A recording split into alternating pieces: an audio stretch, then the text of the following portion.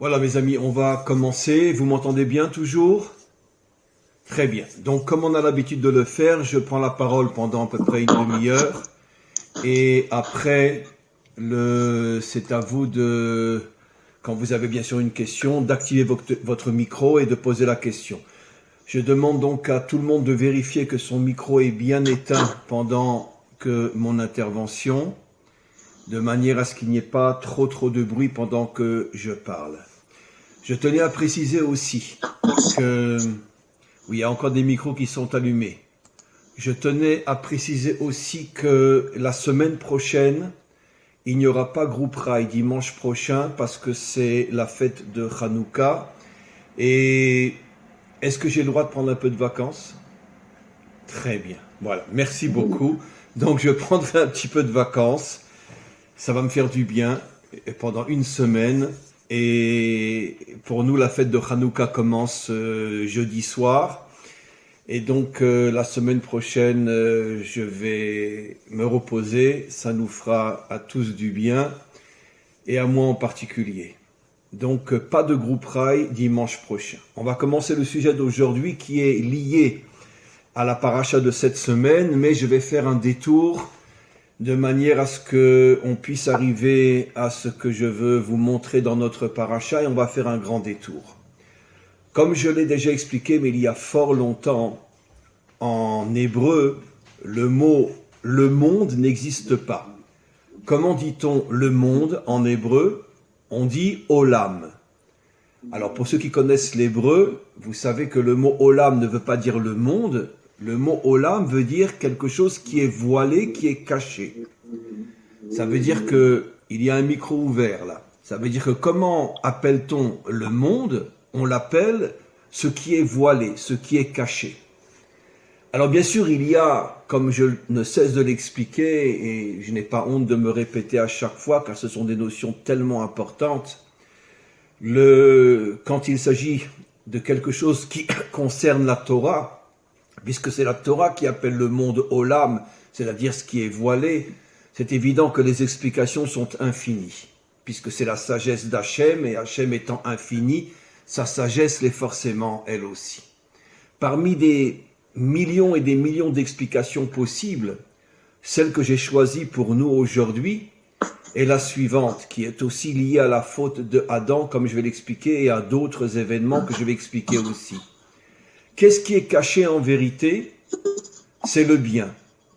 Le bien est caché, je vais expliquer exactement de quoi s'agit-il, parce que le monde a été créé selon le principe du libre arbitre, comme vous le savez.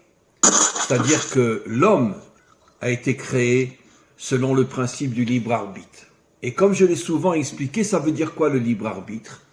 Ça veut dire que chaque personne, en fonction du bien qui est en lui, il a comme une balance exactement à l'opposé des forces négatives qui sont aussi fortes que le bien qu'il a en lui, de manière à ce qu'il soit, si j'ose dire, équilibré entre le bien et le mal, et qu'il doit faire donc un effort pour pouvoir choisir le bien et refuser le mal. C'est ça, d'une certaine manière, l'essence véritable de l'homme, être confronté à deux situations, à deux forces qui sont au même niveau, et de faire le bon choix, de choisir le bien et non de choisir le mal. Le problème est que les forces du mal sont, si j'ose dire, bien que j'ai parlé de balance, mais d'une certaine manière, dans notre monde, les forces du mal semblent être plus puissantes que les forces du bien. Et pourquoi?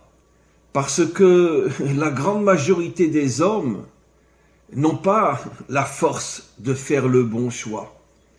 Et donc à partir du moment où les peuples, les nations, les civilisations, au niveau de la majorité, font de mauvais choix, l'idéologie officielle devient aussi d'une certaine manière l'idéologie de la faute, l'idéologie de l'erreur, l'idéologie du mal. Et donc automatiquement, les hommes se laissent entraîner par le courant qui règne dans chaque génération, qui règne dans chaque peuple, qui règne dans chaque civilisation.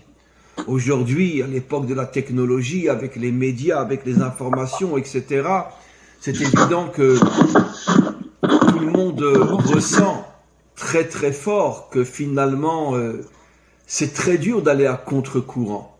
Encore une fois, si on était seul dans ce monde et qu'on est véritablement le bien et le mal, et qu'on ne soit pas influencé par le monde extérieur, ça serait plus facile de faire de bons choix. Mais quand on vit dans un monde où la majorité ont fait de mauvais choix, et que toute la diffusion de l'idéologie officielle est une idéologie qui s'enracine dans le faux, dans le mensonge et dans le mal, c'est beaucoup plus difficile pour un individu de faire le bon choix. Et c'est l'une des raisons profondes pour lesquelles le monde est appelé Olam, qui veut dire ce qui est caché, ce qui est voilé, comme pour prévenir l'homme que si tu veux faire le bien, fais très attention de ne pas mettre ton bien trop visiblement, parce que si ton bien est trop visible, tu vas te faire tout de suite attaquer par toutes les forces du mal dans ce monde, et tu risques de ne pas tenir le coup. Je vais donner un exemple parmi une explication, parmi des milliers d'autres possibles, mais une explication extrêmement profonde. La fameuse faute de Adam. L'arbre qu'il ne devait pas manger, bien sûr c'est une métaphore, comme je l'ai des milliards de fois expliqué, mais restons dans le langage de la métaphore. L'arbre qu'il ne devait pas manger s'appelle l'arbre du bien et du mal. Ça veut dire quoi l'arbre du bien et du mal? L'explication profonde est que précisément là où il y a du bien, il y a forcément du mal aussi. Pourquoi cet arbre-là s'appelle l'arbre du bien et du mal? Pour nous faire comprendre que parce que justement il y avait du bien dans ce mal, il était tout de suite attaqué par le mal. Parce que le mal, sa fonction, c'est de s'attaquer au bien. Et donc là où il y a un bien visible, automatiquement viennent les forces du mal pour faire tomber le bien. Maintenant, quelle est la raison profonde pour laquelle Hachem avait dit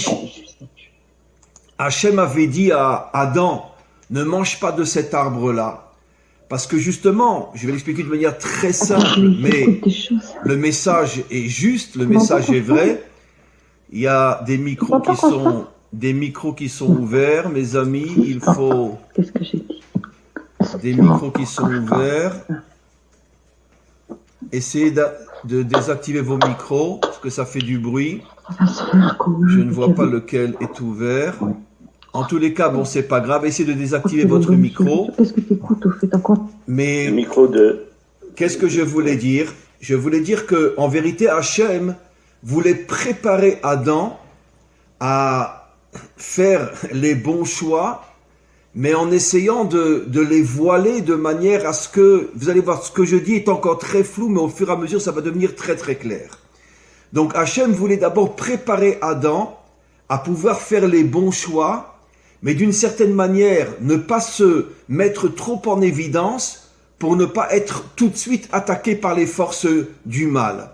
C'est-à-dire que d'une certaine manière, dans ce monde, pour faire le bien, pour choisir le chemin de la vérité, il faut être capable malgré tout de ne pas se mettre trop en évidence, sinon tu es tout de suite attaqué. On connaît tous la chanson de notre enfance, le premier qui dit la vérité, il va se faire exécuter. Qui c'est qui chantait ça d'ailleurs? Je ne me rappelle plus. Bon, en tout cas... Guy Béard. Qui? Guy Béard. Merci beaucoup Marc. Et donc c'est tellement vrai. C'est vrai sur le plan politique, c'est vrai dans tous les domaines. Martin Luther King, etc. Enfin, tous ceux qui ont essayé de lutter contre le système se sont fait éliminer. Donc ça, c'est sur le plan politique. Mais même à d'autres niveaux aussi, même sur le plan moral, etc. Quand tu mets trop en évidence le bien, tout de suite, tu deviens la cible des forces du mal qui veulent te faire tomber. Donc, Hachem avait dit à Adam, ne te précipite pas à manger de cet arbre-là, parce que tu vas récupérer énormément de bien, mais tu n'es pas encore préparé, tu ne sais pas encore quelle est la technique pour pouvoir faire le bien sans te mettre trop en évidence, et tu vas te faire attaquer, tu vas tomber, tu vas mourir. Adam, on va dire un petit peu aveuglé par son ego, s'est dit, mais attends, mais pourquoi je pourrais pas manger de l'arbre du bien, mais moi j'ai envie de faire du bien. Il n'a pas écouté le conseil d'Hachem, il a mangé de cet arbre-là, et finalement tout de suite il a été attaqué par le mal, le fameux serpent, qui est bien sûr une métaphore, et il est tombé. Alors, je vais maintenant vous montrer des exemples au fur et à mesure pour que vous compreniez mieux de quoi il s'agit sur le terrain dans l'histoire. Regardez, commençons par l'histoire d'Abraham. Abraham, dès le départ, a été à contre-courant. C'est le premier, le seul qui a osé lutter contre l'idéologie de Nimrod, qui voulait transformer toute l'humanité comme aujourd'hui en robot au service de son pouvoir à lui. Et bon, à cette époque-là, il n'avait pas encore toute la technologie qu'il y a aujourd'hui, et donc c'était plus difficile. Mais en tous les cas, beaucoup de peuples sont tombés dans son piège. Le seul qui a compris la ruse qui se cachait derrière cette idéologie nimrodienne et qui s'est battu contre lui, c'était Abraham. Donc Abraham s'est mis dès le départ en évidence, il s'est montré, il s'est mis en danger. Qu'est-ce que va faire Hachem pour, d'une certaine manière, diminuer l'influence d'Abraham pour que, d'une certaine manière, il n'ait pas trop de crédit, ne soit pas pris trop au sérieux, et d'une certaine manière sera moins attaqué, il a été attaqué mais sera moins attaqué. L'une des choses extraordinaires, ça je pense que personne d'entre vous ne l'a jamais entendu, c'est la stérilité d'Abraham et de Sarah. Ils sont stériles. Et donc qu'est-ce que se disent toutes les forces du mal? Ils sont pas seulement stériles à 20 ans, à 30 ans, à 40 ans. Abraham, son premier enfant avec Sarah, il l'a eu à l'âge de 100 ans. Elle avait, elle, 90 ans. Donc au fur et à mesure des années, tous les méchants de ce monde, qu'est-ce qu'ils se disaient? Bon, laissez-le tranquille, bon, il est contre nous, mais de toute façon, il n'a pas d'enfant, il n'a pas de suivi, il n'a pas de suite. De toute façon, une fois qu'il sera enterré, lui et sa femme, plus personne ne nous dérangera. Donc quelle a été, on pourrait dire, la ruse d'Hachem? Il les a rendus stériles pendant de nombreuses années, de manière à ce que les méchants ne prennent pas trop au sérieux la lutte d'Abraham contre eux, en se disant de toute façon, qu'est-ce qui va sortir d'eux? Rien du tout. Une fois qu'ils seront enterrés, tout ce qu'ils ont fait va disparaître. Donc c'est pas la peine de se braquer sur eux. S'ils avaient eu 10 gosses et que des petits-enfants, etc., ça aurait été beaucoup plus visible que finalement leurs enfants vont être leurs héritiers et vont continuer leur combat.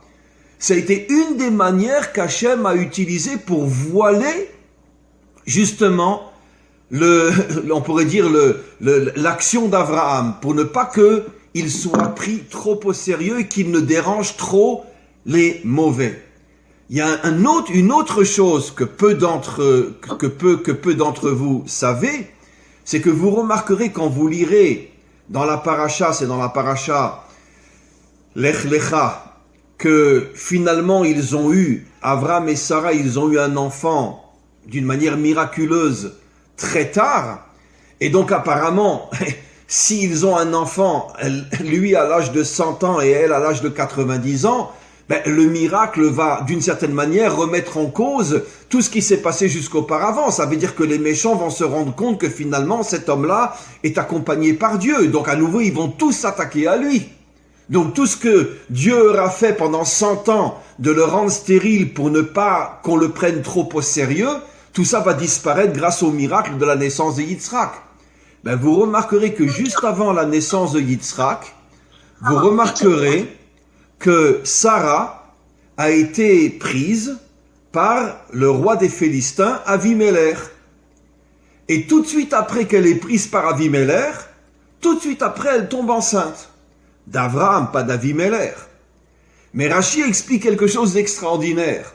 Pourquoi Hachem s'est arrangé avant de faire ce miracle de la naissance de Yitzhak? Pourquoi s'est-il arrangé de la faire passer dans la chambre d'Avimelech, bien qu'il ne l'a pas touchée? Mais pourquoi? Pour que les gens se disent, mais non, c'est pas d'Abraham cet enfant-là, c'est d'Avimelech. Et donc pour encore une fois, que le miracle soit voilé. C'est une chose extraordinaire.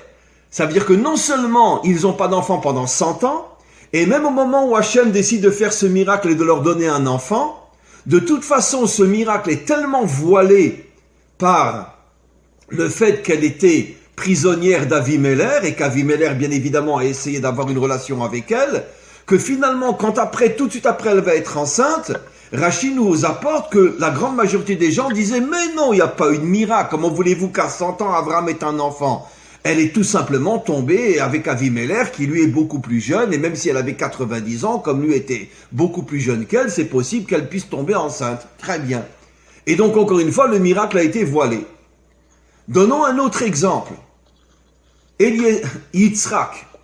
Comment se fait-il que au moment où Abraham veut marier son fils Yitzhak, il décide d'aller choisir sa future épouse, qui, elle, effectivement, est une juste, tzadika en hébreu, une femme extraordinaire, évidemment.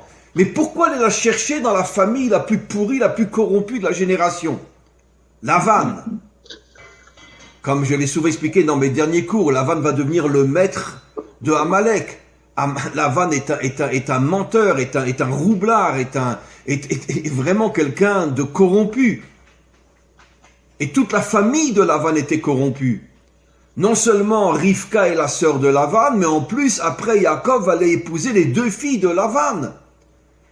Et nos maîtres nous expliquent que Lavan vivait dans une ville où tous étaient des gens corrompus, des gens idolâtres. Et je m'excuse de le dire, c'est pas très propre, mais c'est pas de moi, c'est de nos maîtres, que toutes les filles, avant de se marier, vous m'entendez bien? Oui? Pour ne pas toucher leur virginité, toutes les filles se faisaient violer par l'arrière. Toutes les filles. Et la Torah précise que Rivka, elle, s'était toujours arrangée pour ne jamais se retrouver dans une situation où elle se retrouvait seule avec des hommes pour ne jamais être attaquée. Et donc elle était complètement vierge quand elle a épousé Yitzhak. Mais c'était des gens d'une corruption inimaginable. Ils voulaient garder la vitrine que j'épouse une fille vierge, mais combien de fois elle s'est fait violer par l'arrière depuis qu'elle était enfant. Donc c'était une ville corrompue, des familles corrompues, des gens vraiment inimaginables. Pourquoi Abraham décide que son fils et que son petit-fils vont tous trouver leur femme, leur épouse, bien qu'elles étaient des femmes extraordinaires, mais dans un endroit tellement corrompu, au point que même Eliezer, le serviteur d'Abraham, ne va pas comprendre. Il dit, mais pourquoi tu m'envoies dans cette poubelle chercher l'épouse de ton fils? Pourquoi? Parce que là encore, Abraham avait ce qu'on appelle la prophétie, et il savait qu'il y avait des étincelles divines extraordinaires dans cette poubelle. Mais pourquoi dans cette poubelle? Pourquoi Hachem met-il des étincelles extraordinaires dans une poubelle? Pourquoi? Parce que justement pour voiler le bien, pour cacher le bien. Parce que sinon, si le bien est trop visible, toutes les forces du mal vont s'attaquer. Donc c'est toujours le même principe.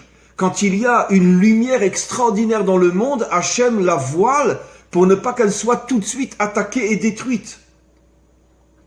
Donnons un autre exemple. Et on en arrive maintenant à notre paracha et après je vais aller plus loin.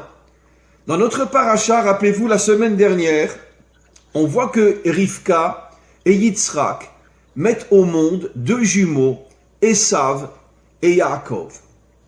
Esav et Yaakov, Esav va, je ne rentre pas dans les détails car c'est beaucoup plus nuancé que ce que je vais dire maintenant, mais Esav s'en va vers le mal, Yaakov s'en va vers le bien. Le mot jumeau en hébreu se dit théomim. Ça veut dire, je ne vais pas expliquer, mais ça veut dire, il y a un aleph dans le mot. Au moment de la naissance de Yaakov et Esav, il y a une faute dans le mot utilisé par la Torah. Il est dit tomim au lieu de théomim. Théo, ça veut dire qu'il y a le aleph. Et nos commentaires posent la question, évidemment, le bon Dieu sait écrire l'hébreu, donc pourquoi fait-il une faute tellement évidente? Il écrit tomim au lieu de théomim. C'est comme si au lieu d'écrire, je sais pas moi, boisson, j'écrirais boisseau. Il me manque le N. Donc pourquoi? Nos maîtres nous disent pourquoi Hachem a enlevé la lettre Aleph du mot jumeau, puisque comme on le sait, le Aleph a pour valeur numérique 1, le Aleph est la lettre dans l'alphabet hébraïque qui fait allusion à l'unité, pour nous faire comprendre qu'il n'y avait aucune unité possible entre ces jumeaux. L'un est parti vers le mal absolu et l'autre est parti vers le bien. Et donc, bien qu'ils sont nés biologiquement au même moment, des mêmes parents, Mais en vérité, ce ne sont pas de vrais jumeaux, car un fait le choix du mal et l'autre fait le choix du bien. C'est pour ça qu'il manque le mot Aleph dans le mot jumeau. Alors, nos maîtres posent une question. Mais comment se fait-il que des gens, des parents aussi saints, aussi incroyables que Rivka et Yitzhak, comment peuvent-ils mettre au monde au moins un enfant qui va devenir le symbole du mal, du meurtre, de la corruption et du viol? Nos maîtres nous disent que pratiquement toute sa vie, Esav passait son temps à violer des femmes. Et donc, dans tous les domaines, l'idolâtrie, le viol, le meurtre. Mais comment un enfant comme ça peut sortir de Rivka et de Yitzhak? J'ai pas fini, vous comprendrez tout de suite. Je ne réponds pas encore à la question. Dans notre paracha, on voit l'histoire que Yehuda va avec une prostituée. Ah ouais. En vérité, il ne sait pas que c'est sa belle-fille, mais sa belle-fille voulait absolument un enfant avec cette famille-là, et normalement, elle s'était mariée avec le premier fils de Yehuda. Elle s'appelle Tamar, c'était d'ailleurs la fille de Shem, le grand Shem, l'un des 3 enfants de Noach, qui était le plus spirituel de tous. Et donc, elle se marie avec le premier fils de Yehuda, mais le premier fils de Yehuda, lui, c'est incroyable, mais c'est pas de moi, sinon je ne me permettrai pas de le dire. Elle était tellement belle, Tamar, que son mari ne voulait pas qu'elle tombe enceinte pour pouvoir toujours profiter de son corps de la meilleure manière possible. Et donc, ils avaient des relations, mais au moment où ça venait, ils sortaient pour que ça sorte à l'extérieur et qu'elle ne tombe pas enceinte. Et donc, finalement, Hachem les a séparés. Parce qu'il a compris que cet homme-là ne pouvait pas être le mari de la fille de Shem. Après, elle a épousé son frère, et le frère a fait exactement la même chose. Parce qu'il voulait profiter de son corps, et à partir du moment où elle est enceinte, elle est fatiguée, elle grossit, c'est plus une poupée que l'on peut prendre quand on veut. Et donc, c'était des gens, bien sûr, très corrompus. Malheureusement, les 2 enfants de Yehuda. Après, Yehuda, il a refusé de lui donner son 3e fils, parce qu'il s'est dit, lui aussi, il va mourir, parce que elle n'avait pas raconté dans les détails pourquoi, qu'est-ce qui s'était passé. Elle voulait pas humilier le père et dire « tes enfants sont de sacrés crapules ». Voilà ce qu'ils ont osé me faire. Et donc, Yehuda pensait que peut-être que c'était elle qui amenait la malédiction sur ses enfants. Et donc, il lui a dit « écoute, retourne chez tes parents, on verra ». Et finalement, il lui a jamais donné son 3e fils, parce que lui pensait, Yehuda, que c'est elle la fautive. Elle était une femme d'une morale inimaginable. Pour ne pas faire honte à son beau-père, elle lui a pas raconté ce que ses enfants faisaient. Et finalement, elle voulait tellement un enfant de cette famille-là, en plus c'est d'elle que va sortir le Mashiach, que finalement elle s'est déguisée un jour en prostituée. Elle va à la rencontre de Yehuda. Yehuda à ce moment-là était, entre parenthèses, célibataire. Il venait, il y a quelque temps, de perdre son épouse qui était morte. Et donc, bon, ça reste un homme. La Torah, comme je le dis souvent, la preuve que la Torah est authentique, c'est qu'elle ne fait d'aucun homme un petit Dieu parfait. Les hommes restent des hommes, les femmes restent des femmes, et c'est pour ça que la Torah est authentique, parce qu'elle a le courage de dire la vérité. Et donc, Yehuda l'a vue, elle était très belle, etc. Il a été avec elle. Elle va tomber enceinte de 2 jumeaux, Peretz et Zerach. Et Peretz va sortir toute la lignée du roi David jusqu'au Mashiach. Ça veut dire que finalement, elle a super bien réussi. Et les commentaires posent une question. Ils disent, maintenant je comprends pas.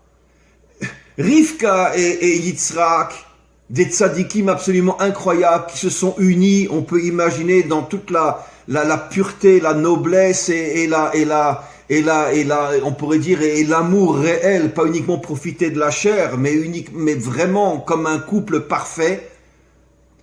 Ils ont un enfant qui s'appelle Esav, et lui, Yehuda, qui va avec une prostituée pour s'amuser, il met au monde la lignée du Mashiach, Peretz, duquel va sortir David, duquel va sortir le Mashiach, et Zerach, duquel vont sortir énormément de grands prophètes, comme le prophète Ésaïe, et quantité d'autres. Donc les 2 ont été la lignée de très grands hommes. Comment c'est possible? Eh bien, nos maîtres répondent de la même manière, encore une fois pour cacher. Pourquoi? Parce que, à partir du moment où Hachem décide de faire sortir la lignée du Mashiach de Yehuda et Tamar, il est obligé de créer une situation qui, vue de l'extérieur, ne peut en aucun cas nous permettre d'imaginer que le Mashiach va sortir de là, pour cacher justement cette relation aux forces du mal. Et pourquoi de Yitzhak et de Rivka sont sortis un enfant raté? En tout cas, provisoirement, parce que comme je l'ai expliqué dans de nombreux cours, l'âme de Esav va se réincarner aussi dans David et dans le Mashiach, il va être récupéré. Mais dans un premier temps, il était tombé. Pourquoi? Parce que justement, comme c'était des gens d'un niveau extraordinaire, les forces du mal se sont attaquées au moment de leur relation, se sont attaquées à cette relation, et au moins un enfant n'est pas bien sorti. Donc on voit toujours le même problème depuis la faute de Adam. C'est pour ça que le monde s'appelle Olam, voilé. Ça veut dire comment faire du bien sans être terriblement attaqué. Et je vais donner un dernier exemple que j'ai déjà donné souvent. Vous savez que, j'en ai souvent déjà parlé, mais je veux le redire, quand à l'époque de Herzl, quand le sionisme laïque et politique est né, la grande majorité du monde, on pourrait dire thoraïque, les grands maîtres d'Israël, les grands rabbins d'Israël, étaient farouchement opposés à ce mouvement. Je pense que vous l'avez entendu, vous le savez, en tous les cas, je l'ai souvent expliqué dans mes cours. Pourquoi? Parce que c'était des gens laïques, des gens qui n'étaient pas des gens de Torah, des gens qui voulaient que Israël soit un peuple comme les autres, et automatiquement, ça remonte à plus de 100 ans, donc à cette époque-là, le monde, on peut dire le monde religieux était encore presque majoritaire. Et donc, après ça a changé avec une très très forte assimilation. Mais en tous les cas, à cette époque-là, donc on pourrait dire le monde rabbinique avait encore un poids énorme à l'intérieur du peuple juif. Et ils se sont farouchement opposés. Ils ont dit c'est hors de question de suivre ce mouvement. Parce que si on suit des gens comme Herzl et tous ceux qui sont avec lui, finalement, il va enlever toute la Torah et toute l'identité juive authentique à notre peuple. Vu de l'extérieur, ils avaient raison. Mais alors, la question est, comme je l'ai souvent expliqué, alors pourquoi Hachem a besoin de passer par un Herzl, par un juif autrichien, journaliste, qui ne faisait ni Shabbat, ni ne mangeait kasher, ni rien, pour amener Israël sur sa terre? Pourquoi? Ben, la raison, vous l'avez compris.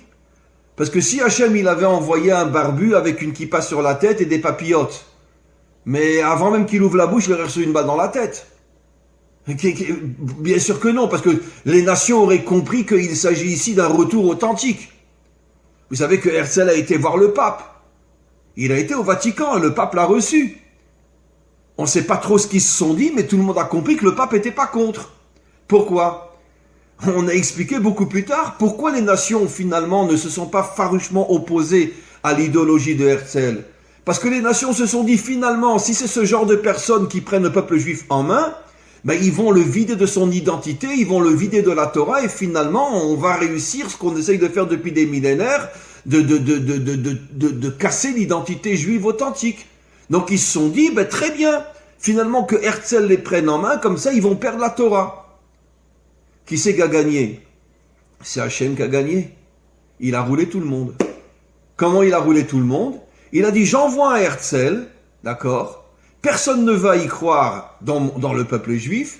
Tout le monde va y croire chez les autres nations. Et finalement, c'est comme ça qu'Israël revient sur sa terre.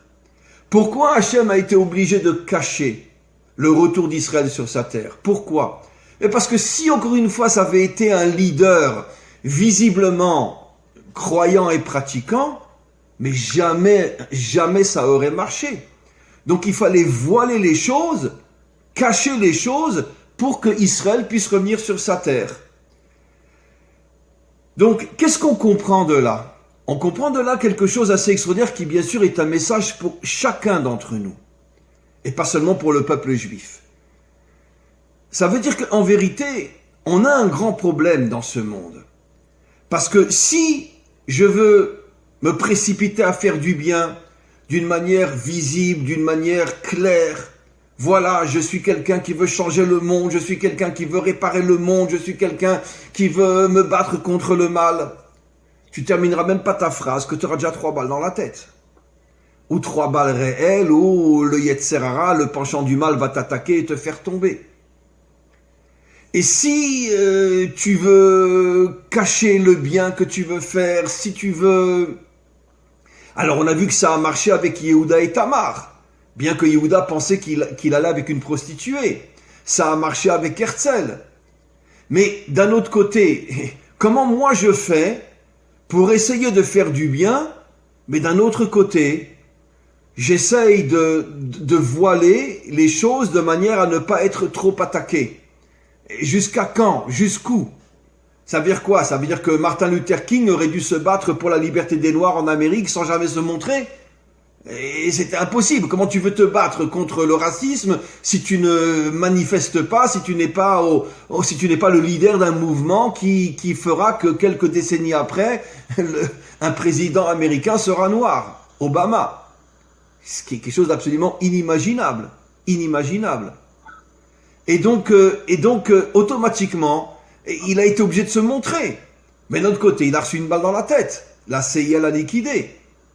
Et donc, enfin, c'est pas le CIA, c'est le FBI, puisque c'est à l'intérieur d'Israël. Pardon, à l'intérieur de l'Amérique. Donc c'est le FBI qui l'a liquidé. Tout le monde le sait aujourd'hui, même si on n'ose pas le dire. Mais tout le monde le sait que c'est le FBI qui a tué Martin Luther King. Parce qu'à cette époque-là, l'Amérique était encore très, très, très raciste. Et donc on ne voulait pas d'un mouvement qui remette en cause les Noirs en dessous des Blancs. Et donc, comment faire? Et quantité d'autres personnes dans d'autres pays, etc.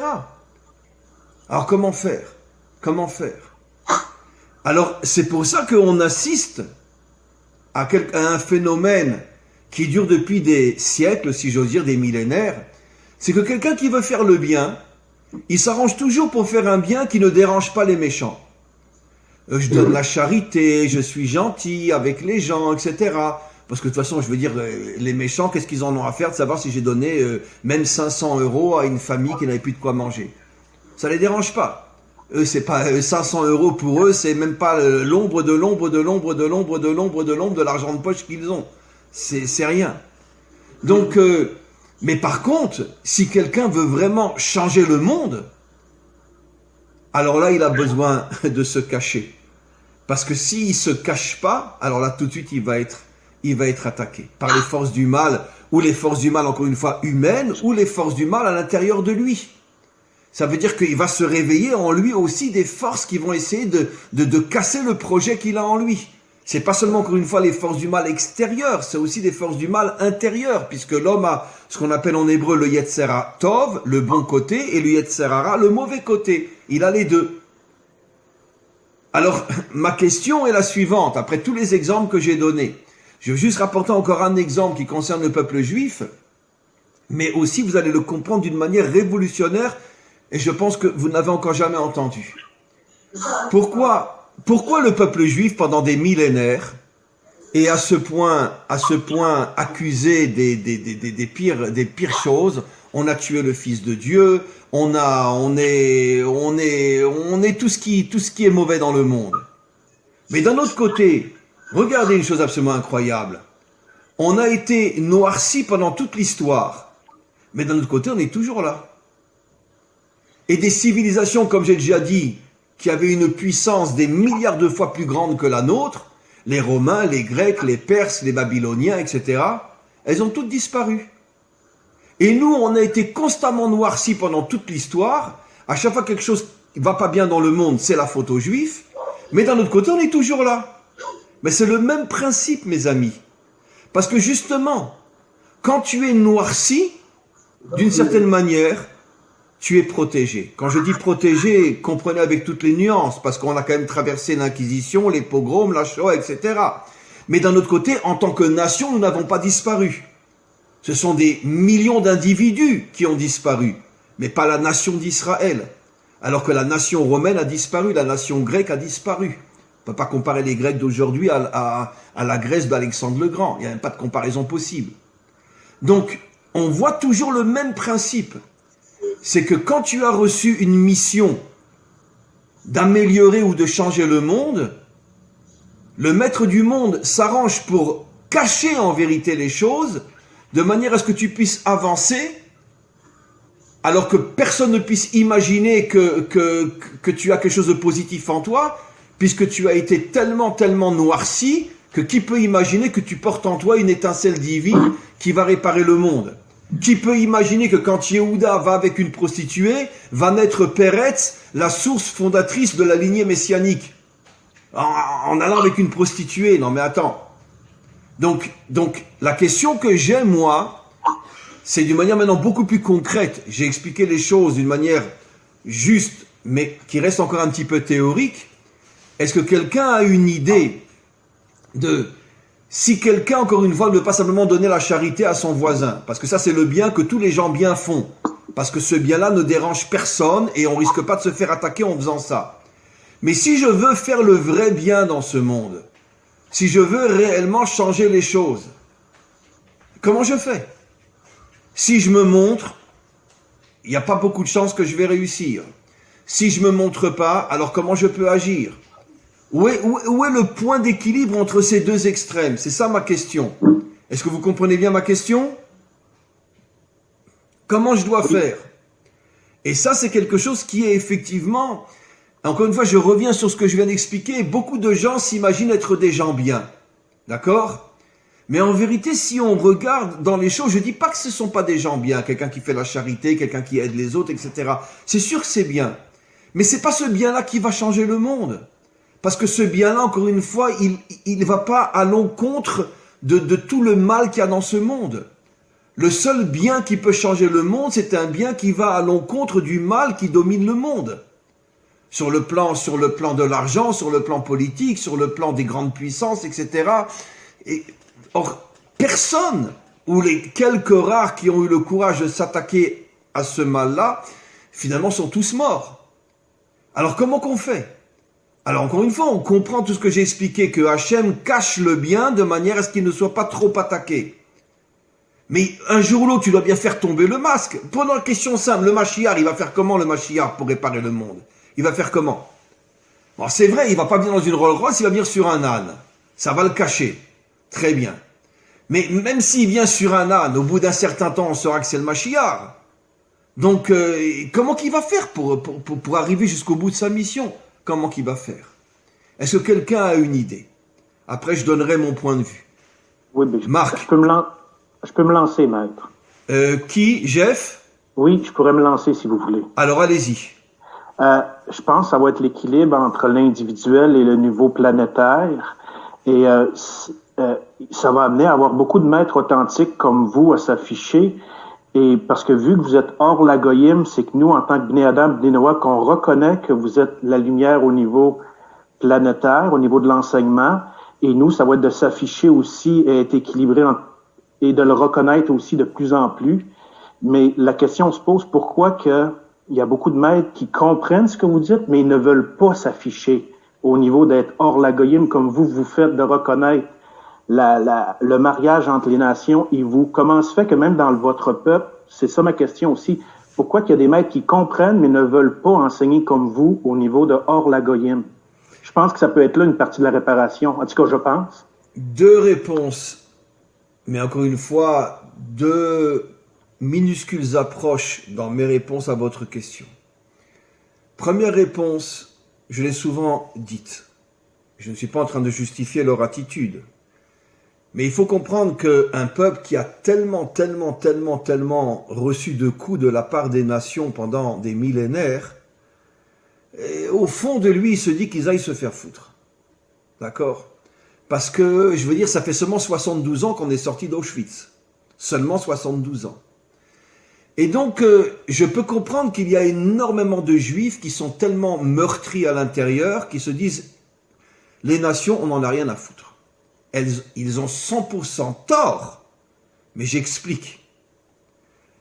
Deuxième chose aussi, c'est parce qu'il y a une falsification que je n'arrête pas d'expliquer dans mes cours, totale de l'élection d'Israël. On n'est pas le peuple élu, comme j'ai expliqué, mais le peuple choisi. J'ai déjà expliqué dans mes cours, vous le savez, Jeff, la différence entre élu et choisi. Oui. Si tu es élu, c'est forcément que tu es le meilleur. Tu as eu le plus de voix pour devenir le président de la République. Donc tu es le meilleur. Choisi, ça n'a rien à voir. J'ai choisi d'être médecin, ça ne veut pas dire que celui qui a choisi d'être avocat est moins bien que moi. Donc, dans la Torah, il n'est jamais dit que nous sommes le peuple élu. Il est dit que nous sommes le peuple choisi. Malheureusement, comme je l'ai expliqué, quand la Torah a été traduite pour la première fois en grec, les Grecs ont introduit dans la traduction des tas de termes pour, d'une certaine manière, noircir le peuple juif. Et le terme choisi, ils l'ont traduit par élu. Le peuple élu. Malheureusement, comme avec les années et les années, énormément de juifs ne connaissaient plus l'hébreu et ont commencé à étudier la Torah dans les langues traduites, ça fait qu'il y a des millions de juifs pendant des millénaires qui se sont imaginés qu'on était le peuple élu. Et c'est rentré un petit peu dans l'ADN du juif, au point que de se dire, mais si nous on est le peuple élu, donc les autres, bon, vous me comprenez quoi. Voilà. Donc, il y a encore une fois, je résume, mais vraiment d'une manière extrêmement restreinte, mais c'est ces deux phénomènes qui font qu'il y a effectivement aujourd'hui encore beaucoup de juifs qui n'ont pas compris que tout le salut du monde dépend d'une unité, d'une amitié, d'un respect profond, d'une fusion totale entre Israël et les nations. Quand je dis fusion, je parle fusion au niveau du respect et de l'amitié. Je dis pas par rapport aux lois, etc. Évidemment que Israël a certaines lois qu'il ne pourra jamais enlever. Mais au niveau d'une fusion, comme je l'explique, qui est une fusion par rapport à la compréhension que le salut de l'humanité dépend justement de ces retrouvailles profondes entre Israël et les nations.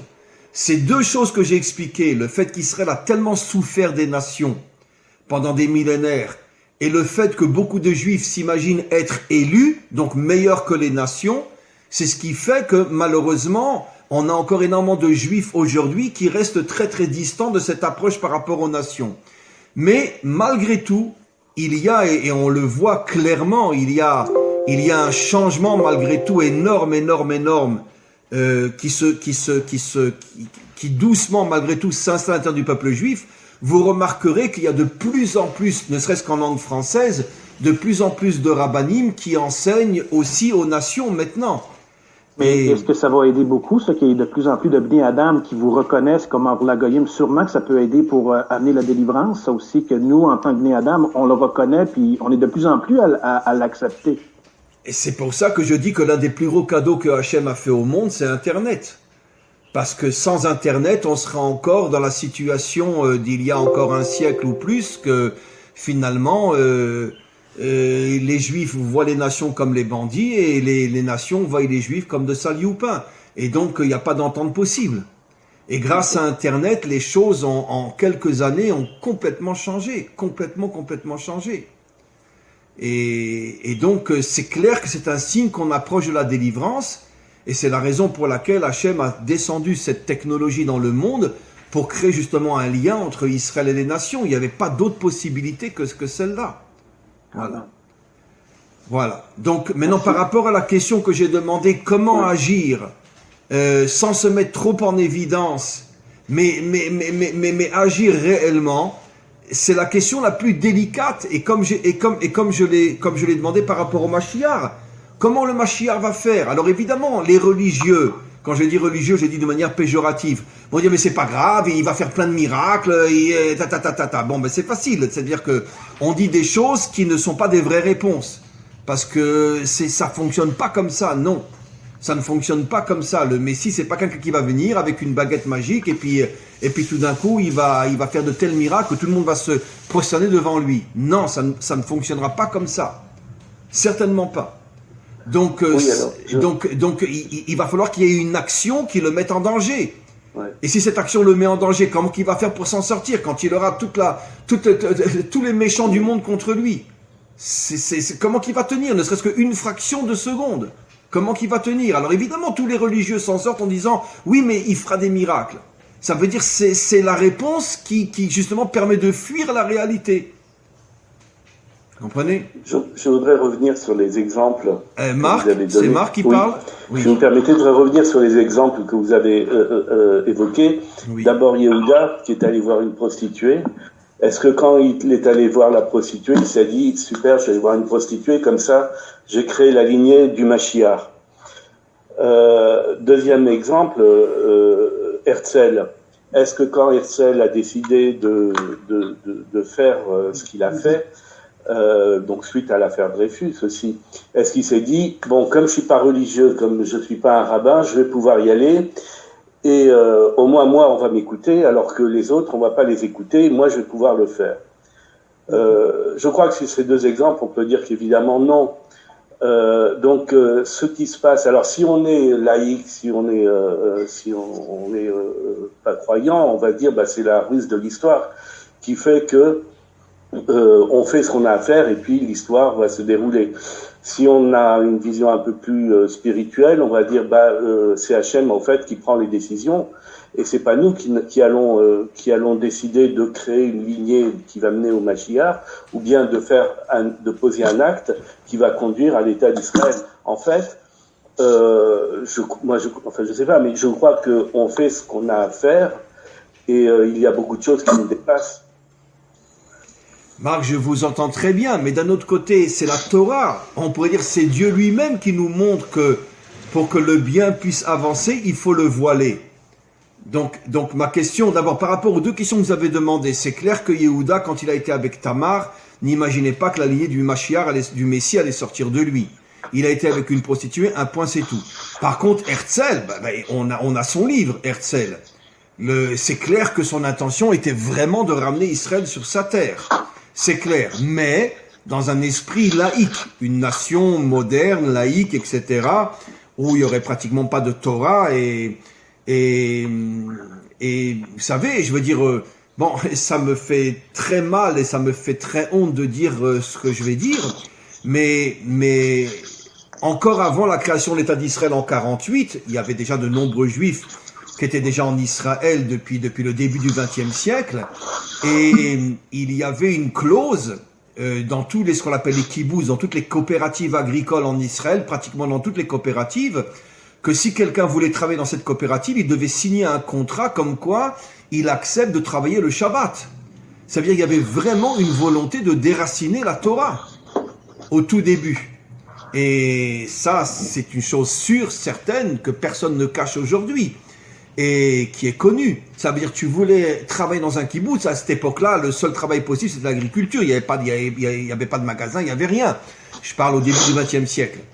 Et pendant encore de nombreuses décennies, tu voulais travailler dans un kibbutz, tu devais remplir un contrat comme quoi tu viens travailler le Shabbat.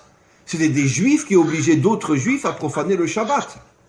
Et moi-même, je vais pas dire le nom, je veux pas rentrer dans les détails, mais j'ai eu le bonheur en Israël de connaître un très très très grand sadique, bon, qui avait déjà pratiquement 100 ans à cette époque-là, et que je n'ai connu que 3 ou 4 ans. Il est mort à l'âge de 103 ou 104 ans, mais un tzaddik immense de l'ancienne génération, et lui a vécu encore, il a vécu encore sous le régime ottoman, etc. Et puis après, quand les premières coopératives en Israël ont commencé à se faire, encore déjà sous le régime ottoman, et tous ses enfants, il avait 8 enfants, et tous ses enfants ont quitté la Torah, alors que lui c'était un juste qu'on ne peut même pas imaginer. Il avait même l'esprit prophétique, etc.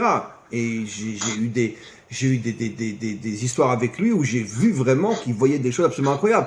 Tous ses enfants sont devenus laïcs. Pourquoi? Parce qu'ils n'avaient pas de quoi manger. Et il fallait qu'ils fassent le choix. Ou je meurs de faim, ou j'ai un miracle, ou je signe le contrat comme quoi je ne ferai plus Shabbat. Vous imaginez dans quelle situation les Juifs vivaient au moment où le sionisme laïque a commencé à se réinstaller en Israël? Et donc, ça veut dire qu'il s'est passé vraiment des catastrophes inimaginables. Mais d'un autre côté, c'est un voile d'une épaisseur tellement inimaginable que c'est ce qui, d'une certaine manière, a permis à Hachem, si j'ose dire, de rouler les nations, qu'elles ne se rendent pas compte qu'en vérité Hachem, lui, est en train de préparer son plan du retour d'Israël d'une manière qui a causé des dégâts énormes, mais qui malgré tout a permis le retour d'Israël sur sa terre. Et aujourd'hui, on n'en est plus du tout dans la situation d'il y a 100 ans ou même 70 ans. Aujourd'hui, la Torah est complètement affichée ici en Israël et plus que jamais. Comme je dis toujours, moi je suis arrivé en Israël il y a 30 ans. Il y a 30 ans, le premier qui trouve un restaurant kasher à Tel Aviv, il a gagné pour dire qu'il n'y en avait pas. Aujourd'hui, vous les comptez plus le nombre de restaurants kasher qu'il y a à Tel Aviv aujourd'hui. En 30 ans seulement. C'est-à-dire que Israël est en train de changer, même sur le plan de son identité juive. Comprenez? Donc, les choses sont pas faciles. Si je peux me permettre, à moins que quelqu'un aurait encore une suggestion, peut-être, comment qu'on va faire. Après, je vais vous donner Céline Nidam, oui. Voilà, je suis le mari de Céline. Oui. Donc tu fais bien de mettre Céline Nidam parce que tu n'existes que grâce à elle. Voilà, c'est ça. Donc, Rav, je pense que vous avez déjà donné la réponse dans ce que vous avez dans votre introduction.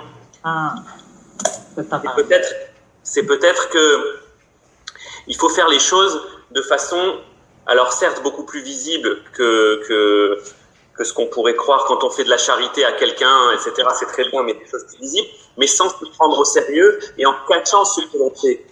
Peut-être en ne prenant pas au sérieux. Ne pas se prendre au sérieux. En faisant les choses qu'il faut, agir dans ce monde sans se prendre au sérieux, en refusant d'une certaine façon dans notre action pour pas que les méchants nous prennent au sérieux. Donc, c'est ton ego. Bravo, tu as donné la réponse que je voulais donner. Comment tu as fait pour rentrer dans ma tête, dis-moi? Ça fait longtemps que je vous suis, Rav. En vérité, rappelle-moi ton prénom nouveau? Johan a donné la véritable réponse et je vais l'approfondir. Je ne vais que répéter ce qu'il a dit. En vérité, la seule chose qui peut nous protéger, et croyez-moi, ce que je vais dire est peut-être la chose la plus difficile à réaliser, qui peut nous protéger de l'attaque de toutes les forces contraires contre nous, c'est la destruction totale, absolue, à l'intérieur de soi, de ce que moi j'appelle l'ego, de ce que Johan a appelé se prendre au sérieux. Je vous pose une question, mes amis. Qu'est-ce que c'est cette histoire de fou que ça fait des millénaires que nos maîtres nous disent que le Mashiach va venir sur un âne? Non mais franchement, va venir sur un âne. Je veux dire, au moins, je sais pas moi, sur une Harley Davidson, sur un vélo électrique, sur... allez, si déjà une petite Rolls-Royce, quoi, c'est le Mashiach, c'est un roi. Sur un âne. Qu'est-ce que représente l'âne? L'âne représente la destruction totale de mon ego. Je me prends pas au sérieux. Je me prends pas au sérieux. Mais attention, c'est une chose très difficile. Si j'ai beaucoup d'argent, si je suis très intelligent, si je suis un leader, mais l'ego en moi, il gonfle. Comment je fais pour non seulement ne pas le laisser gonfler, mais en plus l'annuler complètement? Mes amis, nos maîtres nous révèlent un secret incroyable. Un homme peut, oui, se mettre en évidence quand il se bat contre le mal. Mais la seule et unique condition pour qu'il ait une muraille protectrice autour de lui, une lumière protectrice autour de lui, et je vais donner des exemples très clairs dans quelques instants, c'est qu'il annule complètement son orgueil, son ego. Ça veut dire qu'il ressente qu'il n'est rien, qu'il n'est au maximum qu'un outil entre les mains d'Hachem. D'accord ? Comme je dis souvent dans mes cours, vous le savez, je l'ai souvent expliqué, on a beaucoup de tendances chez nous, dans notre peuple, qui parlent que du Mashiach. Et moi, je veux dire, excusez-moi mon expression, mais je vais le dire à la Dino, je leur dis, mais on s'en fout du Mashiach. Nous, ce qu'on veut, c'est Hachem. Le Mashiach, c'est qu'un marteau entre ses mains. Comme je donne souvent, c'est-à-dire je donne des milliers de fois dans mes cours, quelqu'un vient, il fait des travaux chez vous. Quand vous revenez le soir à la maison, vous voyez, waouh, c'est magnifique tout ce qu'il a fait. Vous demandez à avoir le marteau ou la scie pour embrasser le marteau ou la scie. Mais non, vous le remerciez lui pour le travail qu'il a fait. Alors évidemment, sans ces outils, il n'aurait pas pu faire ce travail, mais on n'en a rien à faire des outils. Le Mashiach, c'est un outil entre les mains d'Hachem, c'est tout, on n'en a rien à faire. C'est pour ça que dans certaines religions, excusez-moi, c'est pas pour critiquer ni de faire du mal ni rien, mais on en est arrivé jusqu'à en faire le fils de Dieu. Ça veut dire on déforme complètement les choses. On confond l'artisan et son outil.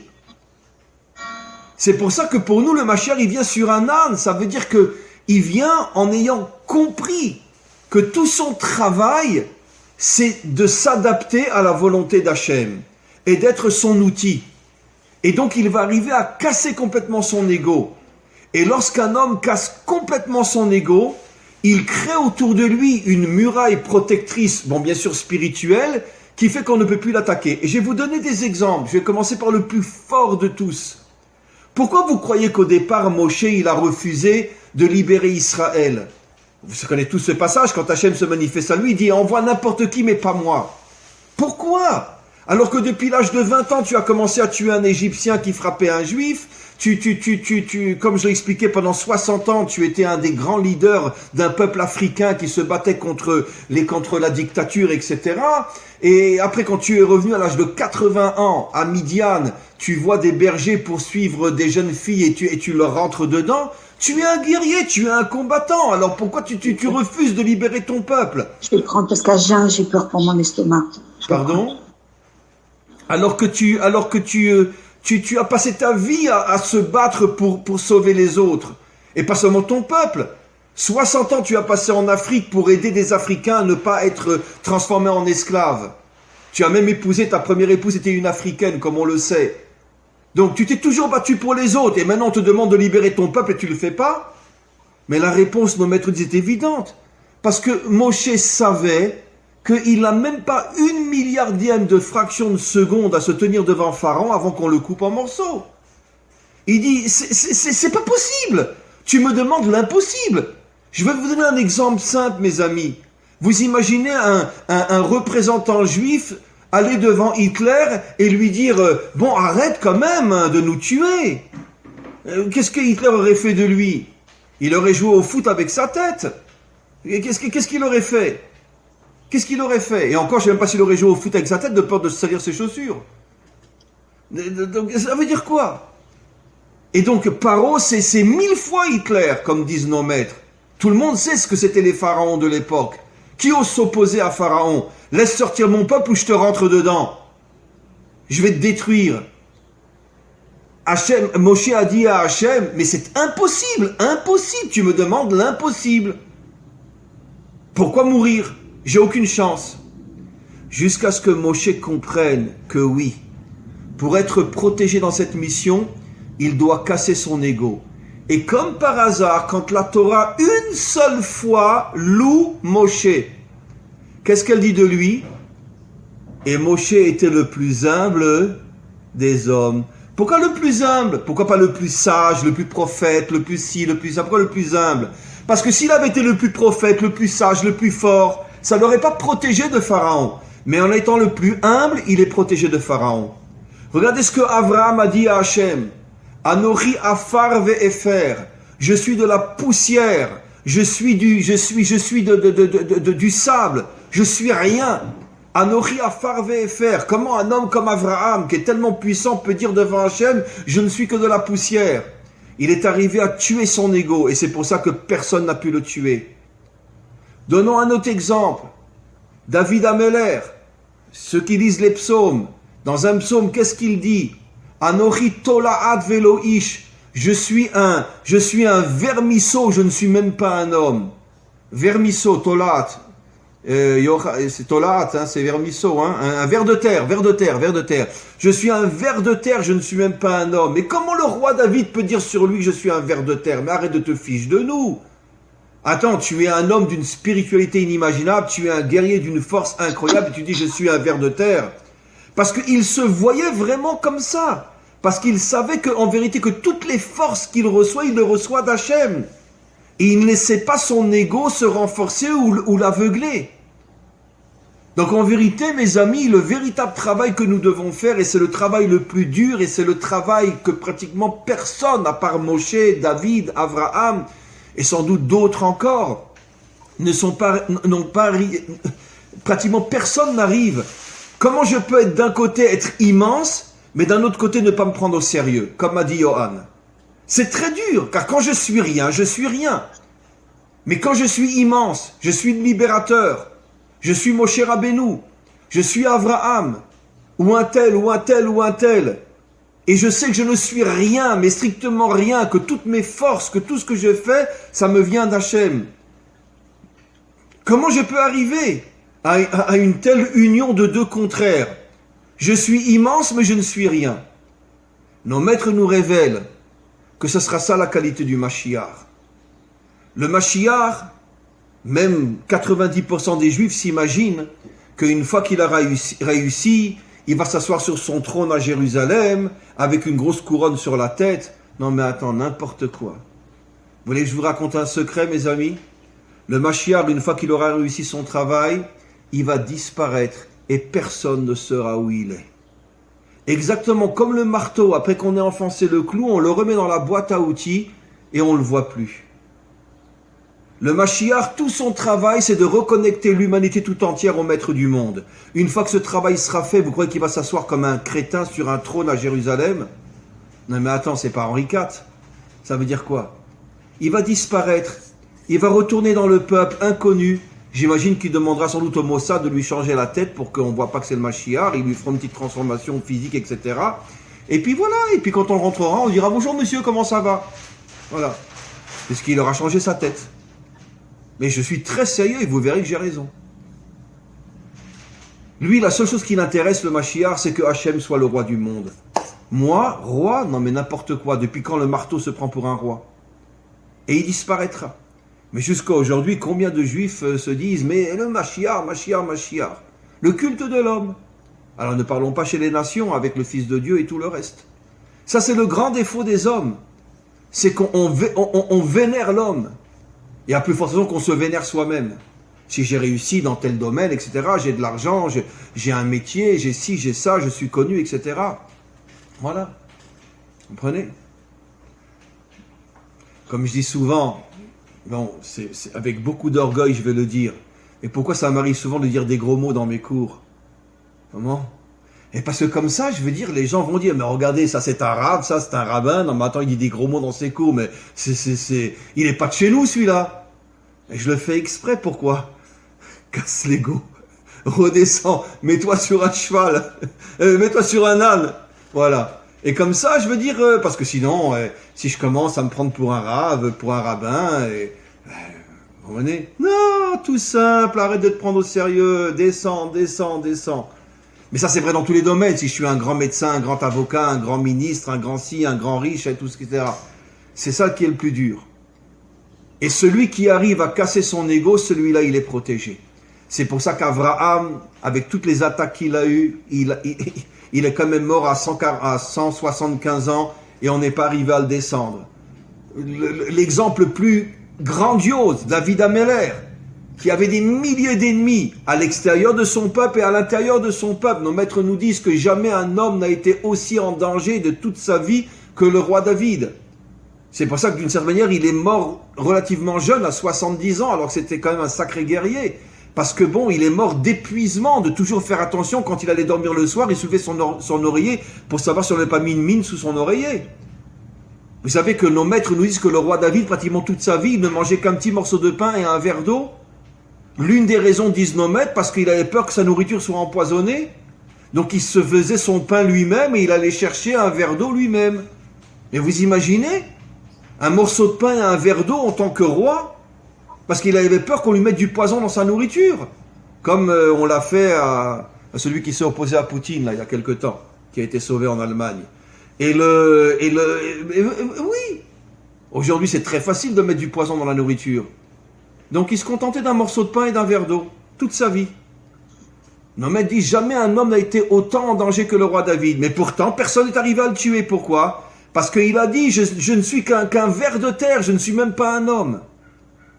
Et ça crée encore une fois une protection extraordinaire autour de nous.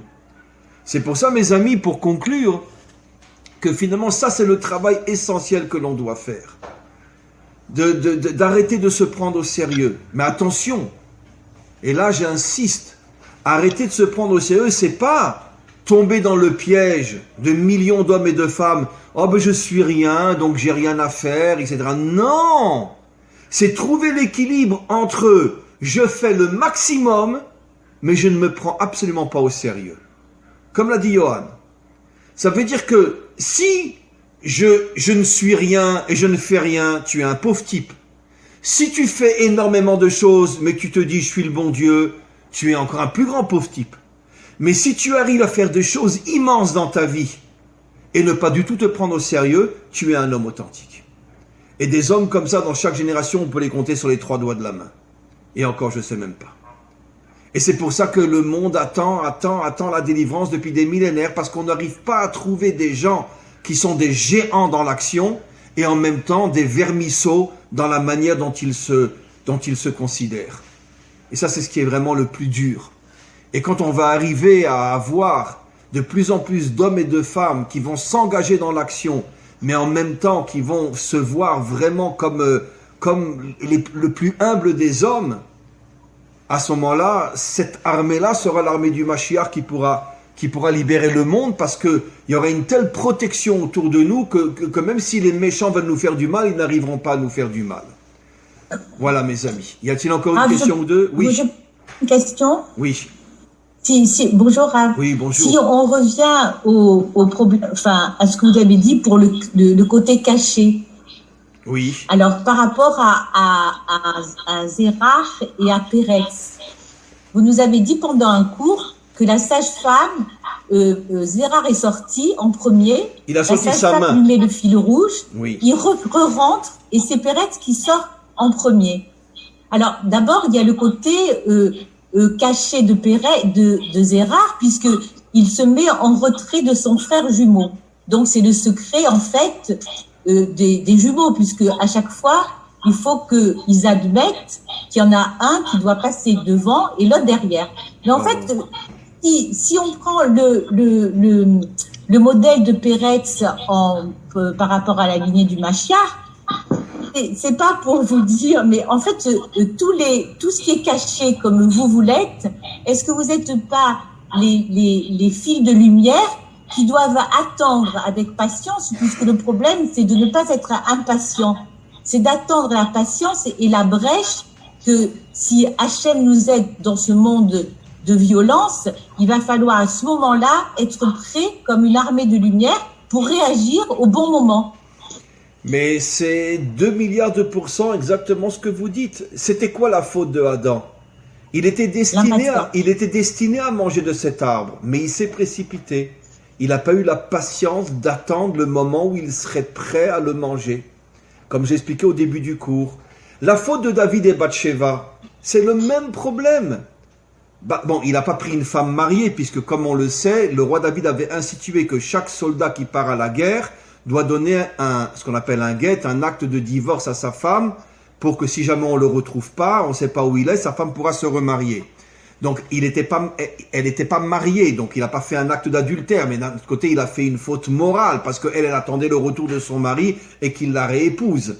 Donc, là aussi, il s'est précipité. Pourquoi? Parce qu'il a vu que de toutes les femmes qu'il avait, seule d'elles sortirait la lignée messianique. Et donc, il s'est dit, mais pourquoi attendre? Puisque le Mashiach va arriver de notre relation. Et donc, il a été trop vite. Et on voit très souvent que justement, comme vous le dites, que ceux qui veulent faire le bien, des fois n'ont pas cette patience d'attendre le bon moment. Parce qu'on veut tellement faire le bien qu'on va trop vite. Mais maintenant, dit dans un langage très simple, le trop vite, il vient d'où?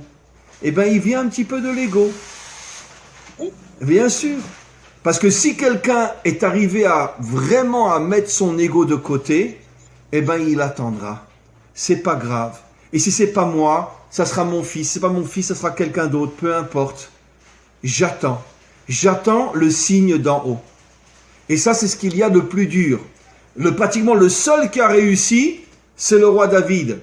Quand le roi Shaoul est mort, je l'ai expliqué des milliers de fois dans mes cours, quand le roi Shaoul est mort, et que toutes les tribus d'Israël ont envoyé leur chef pour demander à David, allez maintenant, l'autoroute est devant toi, viens t'installer à Jérusalem. Qu'est-ce qu'il a répondu le roi David?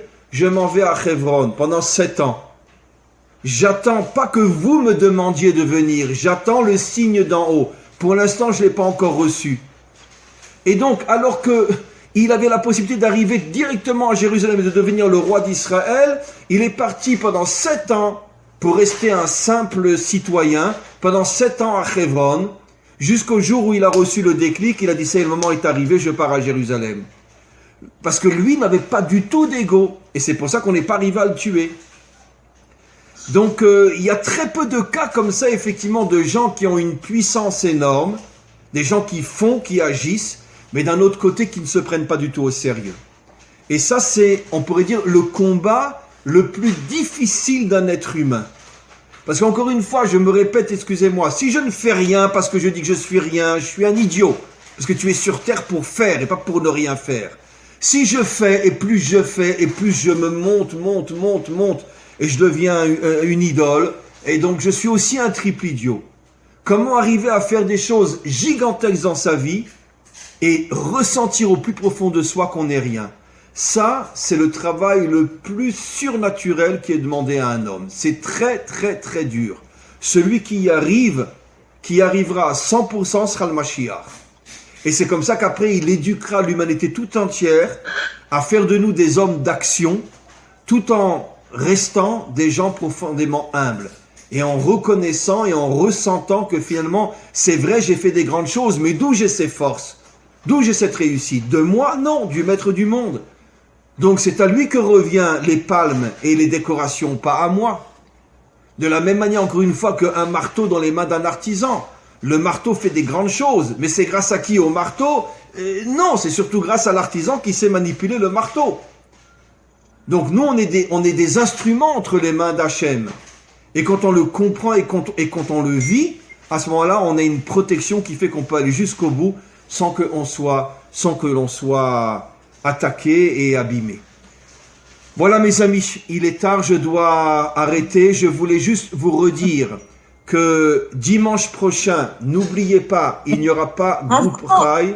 Comment vous expliquez alors la lignée de Zérach? C'est que des grands prophètes qui sont sortis de lui. Justement, oui. Parce que, entre autres, le prophète Ésaïe, et quand il était aux deux prophètes dont je ne me rappelle plus le nom, la lignée des plus grands prophètes est sortie de Zérach justement parce qu'il a eu l'humilité de laisser son frère passer devant lui. Il a compris que le Mashiach devait sortir de Péretz et non de lui. Et donc quand il l'a compris au niveau de son âme, évidemment c'est un fœtus dans le ventre de sa mère, mais au niveau de son âme, il a compris que Péretz devait sortir le premier parce que c'est de lui que sortirait le Mashiach. Et donc il a renoncé à sa possibilité de sortir le premier. Hachem l'a récompensé en faisant sortir de lui les plus grands prophètes de l'histoire biblique. Donc il a été largement récompensé lui aussi. Donc c'est toujours le même problème. Quand je cède ma place d'une manière intelligente et sage, que je comprends que mon heure n'est pas encore arrivée, finalement la récompense est énorme. Parce que Hachem récompense toujours d'une manière inimaginable l'humilité authentique. Voilà mes amis, je vous remercie vraiment du fond du cœur pour votre participation, pour vos questions, pour votre écoute, pour votre présence.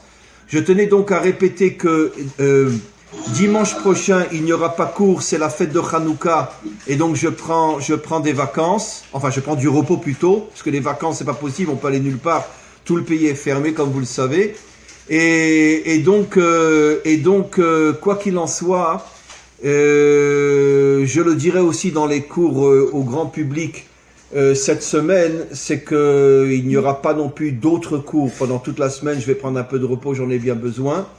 Et je vous demande juste une chose, mais vous pouvez me dire non si vous n'êtes pas d'accord. Est-ce que j'ai le droit de diffuser le cours d'aujourd'hui au grand public?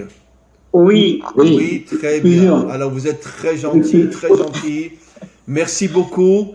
Et je pense qu'à chaque fois qu'on termine ce groupe Rai, on devrait terminer avec la chanson de Goldman. Tu es de ma famille, de mon rang et de mon sang. On est tous de la même famille. Chaque dimanche, je le ressens vraiment de plus en plus fort. Et n'oubliez pas, mes amis, et je le dis avec la plus grande sincérité, nous sommes les graines de la délivrance.